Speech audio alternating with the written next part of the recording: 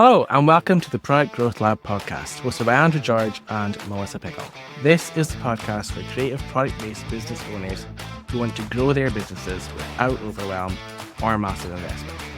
Each episode, we explore actionable strategies, real-life stories, and insights from business owners and experts who know what it takes to succeed, whether you're just starting out or looking to scale. We're here to help you grow your business on your own terms. Subscribe and join us each week as we dive into practical advice and inspiring stories to fuel your growth journey. This is the Product Growth Lab. Let's get started. Hello, everybody, and welcome back to the Product Growth Lab podcast. We are continuing our series on getting you off of marketplaces like Etsy and Amazon and over to your own site and making sales on your own terms.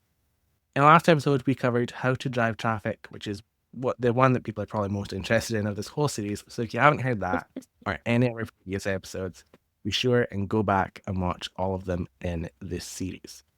But here's the thing, traffic is only half the battle. Most people won't buy on their first visit, and even if they do, you don't want them to purchase them once. You want them to be able to come back again and again. And email is the most powerful tool that you have in your arsenal to turn visitors into loyal buyers. So what we're going to cover today is why email is even more powerful than social media. Feel free to fight me on that. How to grow your email list without being annoying. The must-have email sequences that every handmade business needs. And what to send if you hate writing emails, but you're not going to hate them by the time I'm done with you because we're going to make sales. It's going to be your new favorite thing. Why does email beat social media for sales? Basically, the kind of big overview here is that you own your email list. There's no algorithm deciding whether or not you show up in someone's inbox apart from spam rules. And as long as you are playing by the rules and follow some of the advice that we give you, that shouldn't be a risk. You have so much more high engagement rates. People actually open and read your emails instead of scrolling straight past like they do on social media. If your stuff is even shown to your fans on social media. At least hopefully it's landing in an inbox. It's direct, it's personal, and it helps to build relationships. When someone's on social media, it's so obvious that this content is going out to everyone. It's not very personal. When you're in your inbox, you have a bunch of opportunities to personalize that. And even when you are just sending a standard email that goes out to lots of people, it still feels much more one-to-one. Other people can't see into your inbox. There isn't the kind of community vibe that you have on social media, which benefits and drawbacks to that. But it feels much more personal. It's like having a conversation. And you can turn that into actual conversations, and that's where you start to build a relationship with your customers. And build relationships is key to being able to get lots of sales and turning people into loyal buyers. That kind of drives into the next point. Email drives repeat sales. The real profit in your business comes from customers buying again. A lot of us focus on organic traffic, which is great, but as you grow your business, you're probably going to start dabbling in paid media at some point.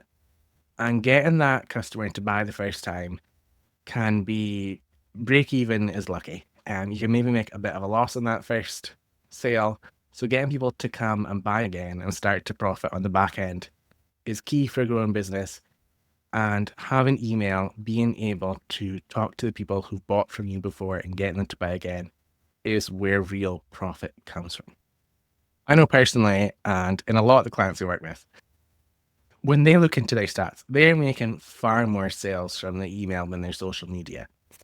Obviously, those things are hard to track, but when you get into your stats, you're looking in the back end of all the software that you use. Have a look. How many of your sales are coming from social media? And if you're active in your email, how many of them come from email? I find that in most cases, as long as you're putting some sort of effort into email, that's probably where the bulk of your sales are coming from. Even if you have a tiny list, you might have, say, 1,000 followers on Instagram and 30, 40, 200 50. people. Oh. No, I and be super small like that. And even at that point, you can be like, okay, if I look at my traffic and my sales, it's the email that's driving it. You can have a way smaller list, but because of the kind of engagement levels that you get from email, you don't need as massive a following. You don't need to cover for all the people who aren't interested and don't see your stuff. You've got people who genuinely see your stuff and they're being shown it in your inbox. So you can have way less followers, subscribers, and get better or get equal or even better results. I mean, these are much higher intent people here who are coming in who actually sign up for your email list versus like following you on Instagram or any of the social. It's a very passive kind of thing. Like, oh, you're interesting. I want to see more of your stuff. But it's much less intent than those like, oh, I want to receive emails from you. I want to get the updates. I want to know everything that's going on. It's a much more valuable person who signs up for your email list than who follows you on social. Mm-hmm. And you also have to put out a lot less content. On social media, you need to be putting out content every day, sometimes multiple pieces, especially if someone like Instagram, it's like really you should be having some kind of static content, carousels, you should be doing stories, you should be doing reels. Like there's a ton of different touch points over there. And you should do most of them daily, stories even multiple times a day. So it's quite a lot. Email, you can send as little as say once a week and be getting the same or even better results from that one piece of content. And I also think people on it, like I see a bunch of the handmade sellers and they're scared to sell. And if you go on their social media, it just feels like a random personal profile and there's not a ton of product selling, which is very strange for a product-based business. But when it comes to email, people feel slightly more inclined to write an email that actually talks about products. So it's a little bit easier. You don't have, if you're not this big social creator, if you are a little bit more of a writer or AI user, you can get out an email that gets really great results and it's a little bit more salesy and it mentions your products. And you don't have to be able to, you have to master Canva to be able to create all these fancy graphics. You can take a template in your email software, throw in a picture of your product, add some text, and it's done. Hit send. But the question that I know is going to come up now is, okay, how do I actually grow my email list? And how do I grow it where I don't end up with a bunch of people who aren't interested? And the biggest mistake is only having one way to get people on your list. You need to get that email opt-in everywhere you possibly can. Use pop-ups. I know everyone always says they hate pop-ups, and we all do, but they work. And as soon as they start working, I will say, let's not use them anymore. But pop-ups have this annoying thing where, as annoying as they are, they also get people on the list. For a lot of people I work with, that is where the bulk of the people are coming from. People are coming to their site, they're seeing the pop-up, and they're filling in the email. As long as that's the case, I'm going to tell you to use pop-ups. I'm going to add to there as well, from the consumer side. Like, we think of pop-ups as scammy maybe from like the seller side because we're the ones running it. But think about the consumer experience when they want to get on your email list. I was on a website yesterday looking at the products, be like, my God, I need to like make me an offer here.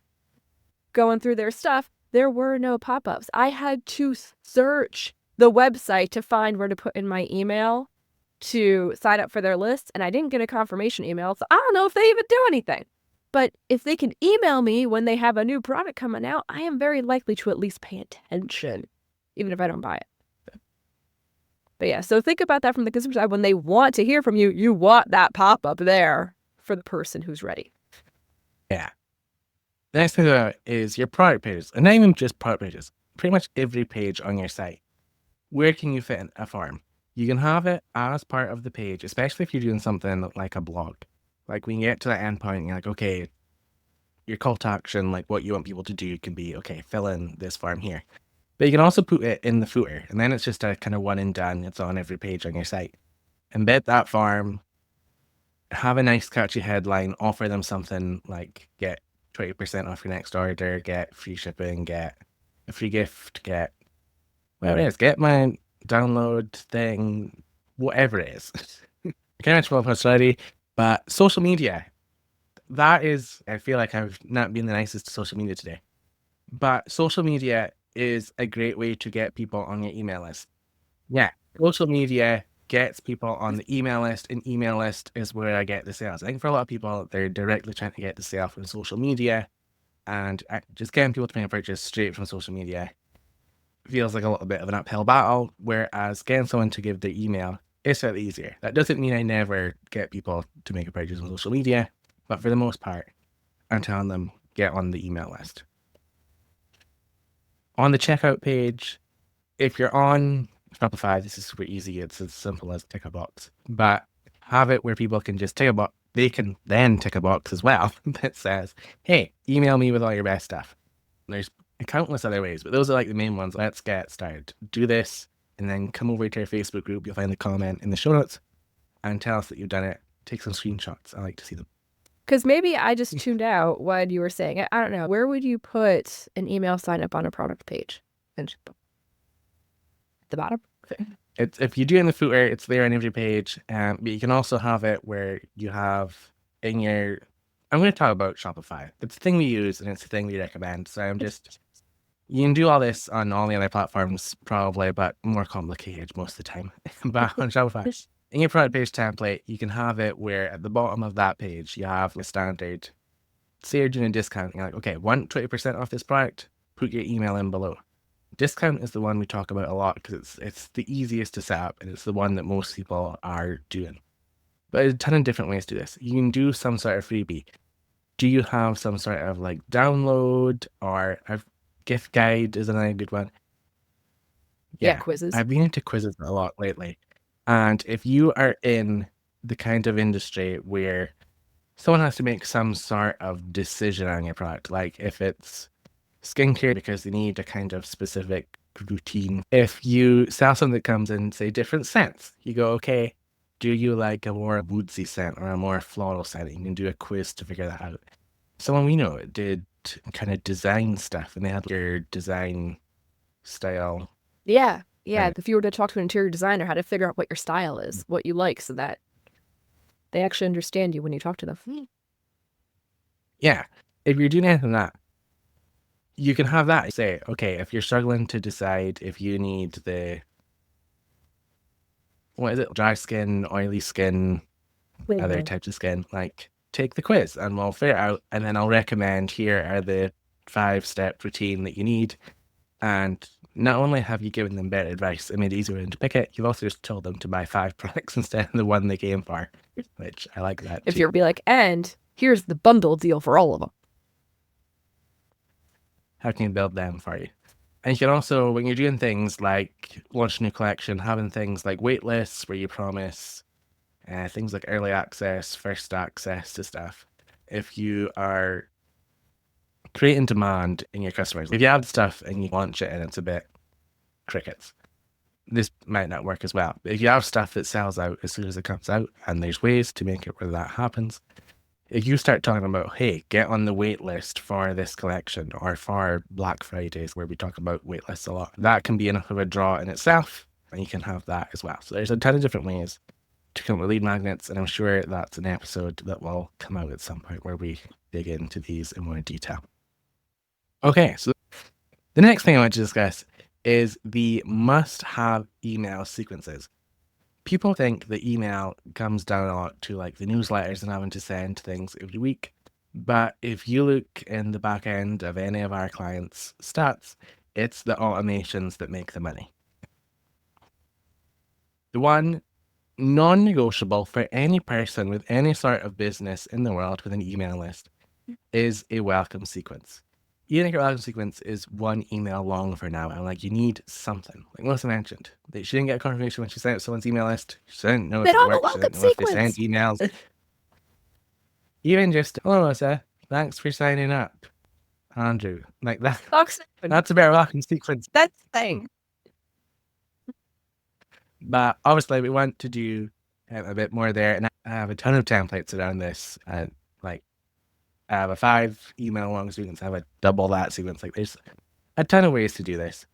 And again, that's a whole episode in itself. But the main things to include are a little bit about your story, why you start your brand, thinking about talking about benefits to the customer, not just here's how, like I want to talk a lot about my business and me and why I'm so special. We don't want that. Kind of why that matters. It's in it for them. Yeah. I saw that there wasn't enough brands out there who were making products for people with dry skin. It's why I started my business. And it's a consumer because, I have dry skin and I've noticed that too. And I'm desperate for someone to do something about this. You want to mention your best selling products in that sequence somewhere and give people a chance to buy them. You want to deliver whatever that freebie is with a discount code, if it's a download, whatever it is, be sure and make sure you actually give them it. And it's always good to put in a reason to take action now. Normally that's because the discount you're giving them is expired, is going to expire. So you still have a lot of reason to take action. And you can do all sorts of stuff, count down towers and things, make that really effective. The next one, like our second most important, but I feel again is a real non-negotiable, and like these all are equal to me, are an abandoned cart sequence. So now someone starts to check out and then suddenly disappears. You want to get them back. 70% of people who come to your site are going to abandon their cart. And if you can recover even a tiny fraction of those people, that can be a massive difference. If you're making frequent sales, that can be tens, hundreds of extra sales a year just on this one sequence. These are also really simple. You want to remind them what they've left behind. It's good to try and answer any questions that you think they might have. Sometimes it's just, I couldn't be bothered going downstairs and getting my card. But sometimes it's, I couldn't find information about shipping on the website. Making sure those questions are answered in that email. Things around if you sell t-shirts, having a link to a sizing guide, things like that, like whatever kind of potential objection. And sometimes it can be questions they have. There's also things like objections. If people are, say we'll go back to the skincare example. The customers are focused on things like natural ingredients. I want it to be cruelty free. It can't be tested on animals. And you haven't made that super clear. Put that in that email. Say, we are the company that makes dry skin. Every single ingredient is natural. It's cruelty free. We don't test on animals. It's in eco-friendly packaging. Like, how many of the different objections that are can I put in there? It ships next day, and like, how many objections can I possibly crush in that email? And it makes it much more likely to sell. I'm putting a little bit of urgency in there. It can be a little bit advanced and complicated to be able to say there's only 2 left in that email. You might want to hurry up and get that product. And you can add some extra emails to that sequence over time. You can try and offer them a discount to get them back. I normally do that once I've tried a couple of emails first. And even if you don't have an actual email kind of system software set up yet, there's ways to turn that on in most e-commerce software. Shopify has it. Even if you're like, I don't email market yet, turn that sequence on because you're going to get some extra sales from it. These are like set it and forget it kind of things. Go in maybe once a quarter or whatnot and see what the stats are. And if something is not performing, you go in and look at it. But otherwise, you get these flows, these sequences going. You set them up to go and you hit the run button and then you don't need to look at it again. These are easy. Yeah. And the third one I want to cover is a post-purchase sequence. This is number 3. It definitely is the third down the list. But this is one that really helps you build that relationship and get those repeat customers. When place an order, they get the confirmation email. Hopefully they get some sort of shipping email. There's a lot of businesses that don't do that. Tell you when your thing is actually shipped. Really? Wow. Don't be one of those people. Like, tell them it's shipped. Give them if you have access to a tracking number, give them it. That is a massive to get people to come back again. They want to know that stuff. We'll stop there. Hey, you got your thing, that's it. Include more stuff. Say thank you. Say thanks for coming for the first time. Say thanks for coming back. Doing that split, super easy to do if you're using something like Klaviyo. Shopping is online it feels risky. It's that kind of, our brains are not that smart really. And even though it's just, okay, what do I lose this much money? Like, how much of a loss is it really? But your brain doesn't know the difference between that and being like attacked by a bear. So it feels loss is loss. So you want to do, yeah. And it's already taken up. People take action when the risk of not doing something feels worse than the risk of doing it. So it's like the chance of getting rid of this dry skin is worse to me than the risk of losing the $20. That would be really low priced. But this $20 I spent with Andrew's skincare brand to get rid of it. Like, I need to get over that point. But even when I get there, it's okay. Have I lost this money? Have I lost this money? Are all my details being sold in the black market to Chinese hackers? Like, I want to know this business is legit. And following up and building a relationship does that. And then once I finally get it, I'm like, okay, Andrew's Dry Skin Skincare. Not only was he so good and offered me such good advice, the stuff came, it worked. I will buy this forever. Get me a subscription. But doing like a thank you email, offering some, okay, here's how to use it, here's the order to do them in, here's how to do them, here's what you should do in the morning, what you should do at night, and all that kind of stuff. You can also start talking about other products and get people to make their next purchase. Hey, you got that 5-step thing, but here's another product that would do well. Or maybe it's, okay, I know you've got this stuff, and I know my stuff is good and you're going to love it. Why don't you save a bit of money and I will ship these to you every 60 days? Because I know you're going to do that. You can get them into a subscription.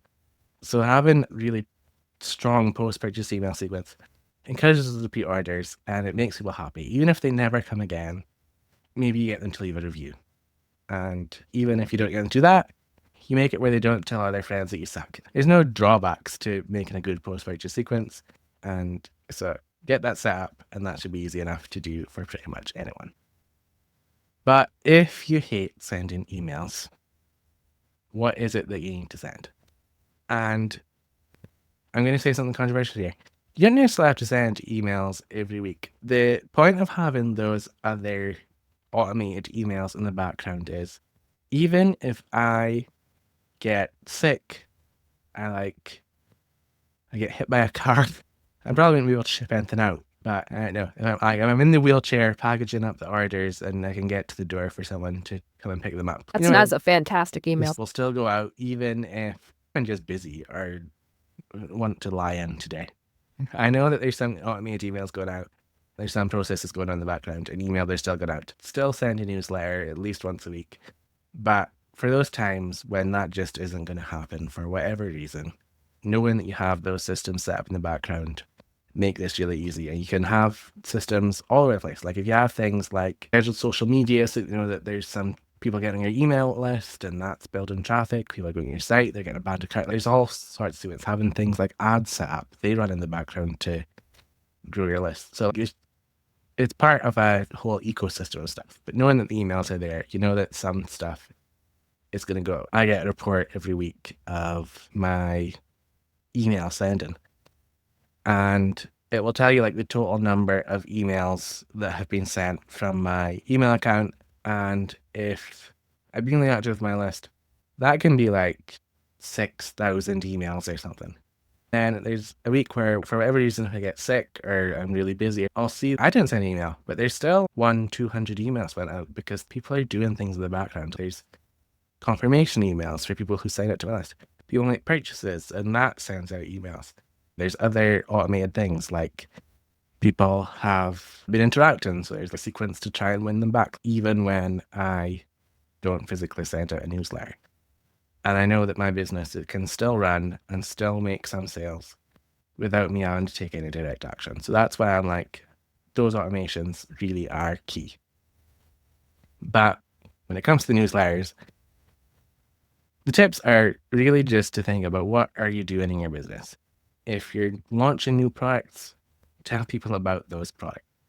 Think about reviews that you're getting, customers who send you their stories. Like I often have conversation with customers. I think it's easier for me because my stuff is personalized and people want to talk about it like a good bit before they order sometimes. Some people just order and it's fine. But some people are like, okay, this is for someone's wedding and I need to, and I end up knowing all about like people and their weddings. Like someone did like bridesmaids gifts. They were going on a skiing break and I knew everything about this person's wedding and then like bridesmaids thing. I know that. I probably wouldn't go and share all her details like, hey, Jane is going to this place on this date. This is where she lives normally. This is a good time to rob her house. They're not going to do that. But I might say, hey, last week I was speaking to someone who's getting married and I might tell a little bit of a story around it, anonymizing the details. Yep. I thought about them a little bit afterwards and I thought, I wonder if that went ahead because I think it was just before COVID. So I don't know if they ever got to do this break, and I kind of want to. But even now, I can be like, okay, that's 5 years ago, probably. I can still tell that story. It's like still within me, and I can build it into automated sequences and stuff. Like your stories don't ever expire. So feel free to like think when people leave reviews, you can turn those into stories. You can share those reviews. Think about behind the scenes in your emails and on your social media too. People love to watch you making your stuff. Pretty much every single person on the internet has been like slowed their scroll and sat to watch someone making soap or candles or something. You just get sucked into the process. Watching someone knit something or crochet. It's that type of content. It's like that hydraulic press thing. I've watched a million of them for no good reason. Color mixing videos get me all the time. So you have so much content there. The stuff that you think is boring is not boring. Like your sewing stuff, embroidery machines, always I know that. Set up a camera and let people watch it do its thing. They get mesmerized by the motion and stuff. And especially when you're trying to position yourself as this kind of expert and this person who knows what you're doing and your products are really high quality, being able to show, hey, here's me using that really good quality ingredients. Here's me like hand stitching the leather with the finest threads from India. Like you can show this. Like you actually can dig in and zoom in and show, hey, here is it really. And then like especially Etsy just now. There's a lot of businesses that you're like, okay, should have seen them in their shop, and there's no way that you're making them for that, but they're drop shipping from China. You can tell that. There's a lot of trust gone there because Etsy hasn't done a good job of stopping that. If you can, in your emails and across all your different channels, social media, and like in images on your site, or Etsy has a space for those images and stuff and videos, and actually showing, hey, I am Andrew, I am a real person, and I am doing this process. The people who genuinely care about getting a handmade product can see that you are doing that. And I often get asked about how much of your stuff should be value and how much of it should be promotional. And the ideal number of emails that people send in a week is 3, which I know if people are going to scream when they hear me say that. But I'm like, okay, if you send 3 emails a week, 2 of them are a bit more value, and that third one is where you go in for the sale. If you're only sending 1 a week, I would say split the email itself, because you don't want to go, so say you're like, people just 60-40 or something like that. Like the kind of advice would be like, okay, send 3 emails that are value and then send 1 promotional. You're only selling tier list once a month, which I don't want to wait that long. So I would just like stack the email where it's like, okay, here's some value, here's a 3 thing, and hey, here's my paid thing. Like you can split the email itself. And I think that's a better way to think about it when you aren't sending a ton of content out there. Go through your inbox, go onto sites like Really Great Emails or mail.com and look for inspiration. You can load those into places like ChatGPT and say, hey, how can I use this for my business? That is everything we wanted to cover for today. If you want to use email to get more sales, you are going to want to go ahead and grab our flash sale in a Snap guide. That gives you everything you need across email, social media, and the whole plan of it to do a flash sale that you can run this weekend. If you want to grab that, go to the productgrowthlab.kit.com/flash. Look at that. I think I don't know what I did, but the whole lab site is down. Now, the membership one, like area works, but like the plain website is just gone. But I also think it adds extreme entertainment value at the end of these episodes when we're like, all right. Thanks for tuning in to the Product Growth Lab podcast. We hope you found today's episode insightful and inspiring. If you enjoyed the show, leave us a review. It helps us to reach more creative entrepreneurs just like you. Follow us on your favorite podcast platform and don't forget to join our community for more resources, tips, and support. Until next time, keep growing and creating. This is the Product Growth Lab, signing off.